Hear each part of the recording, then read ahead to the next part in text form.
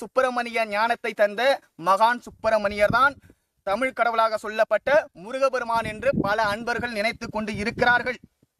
மகான் சுப்பிரமணியர் என்பவர் நக்கீரர், குமரகுருபரர், அருணகிரிநாதருக்கு முன்பாகவே சுப்பிரமணிய தத்துவத்தை கடந்தவர் மகான் சுப்பிரமணியர். மகான் சுப்பிரமணியர் சுப்பிரமணிய தத்துவத்தை மட்டும் வென்றவர் கிடையாது.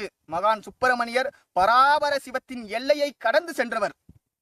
மகான் சுப்பிரமணியர் மிகப்பெரிய நிலையடைந்த சுத்த ஞானி, சித்தருக்கெல்லாம் ஆதி குருவானவர்.